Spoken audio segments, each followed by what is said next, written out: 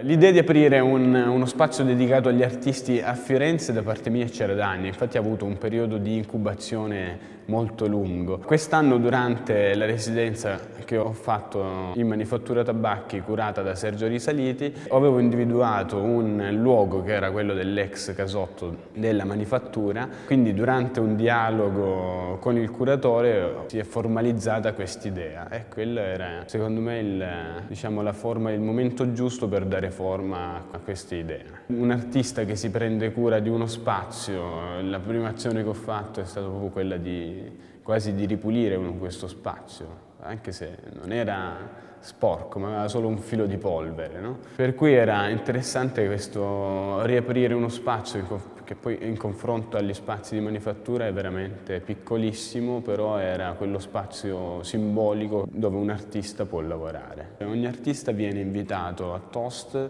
per un sopralluogo, a conoscere il luogo e a ideare un progetto inedito per Toast. Quindi il progetto di Marco e prima quello di Rebecca Moccia sono stati proprio costruiti direttamente su Toast, sullo spazio dell'ex portineria.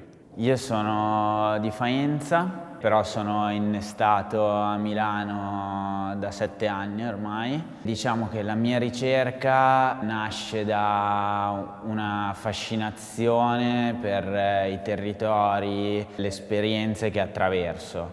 Quindi c'è sempre un impatto fisico con qualcosa che mi scaturisce delle visioni.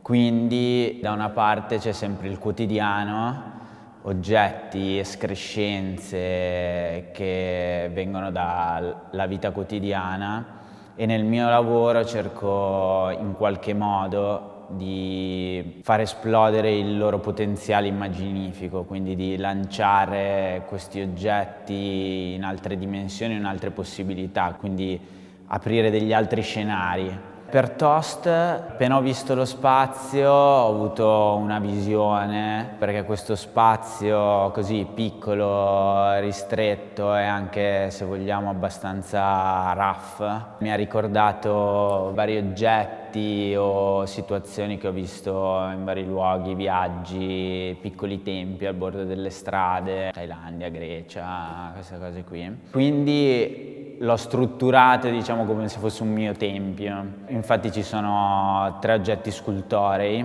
All'ingresso ho posizionato 2 sculture che sono in questo caso 2 guardiani che proteggono una soglia. La soglia è il limite, infatti è un elemento che ricorre nella mia ricerca. Oltre questi si entra all'interno vero e proprio dello spazio di Toast, che è abitato dall'altro oggetto scultoreo.